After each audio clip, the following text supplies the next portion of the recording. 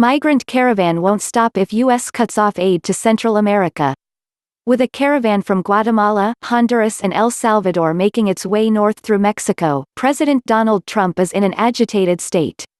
The caravan reflects not only the limitations of his immigration policies but also an opportunity to whip up his base before next week's crucial midterm elections.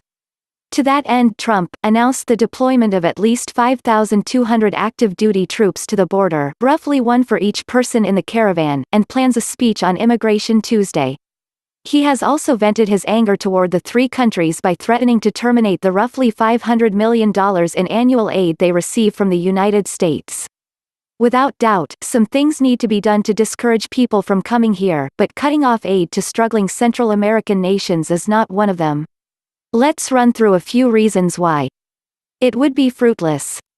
People are leaving the three countries because large portions of them are under the control of gangs and narco-traffickers, with law enforcement either non-existent or corrupted.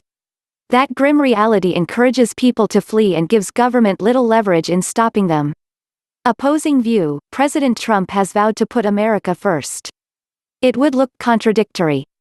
For decades, the United States fought a Cold War against nations that sealed their borders and prevented people from leaving.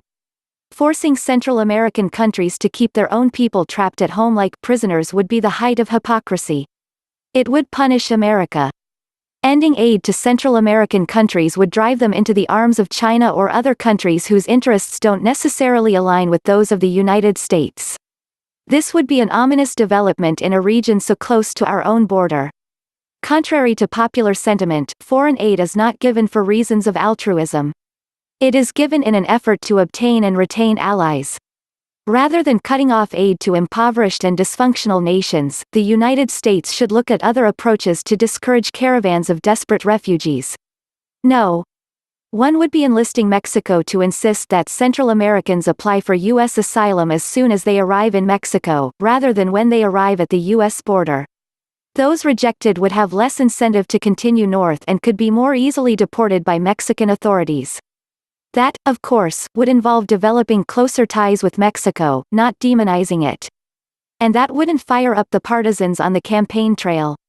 But if we are looking for solutions to the migrant crisis, cutting off aid to the source countries would be counterproductive.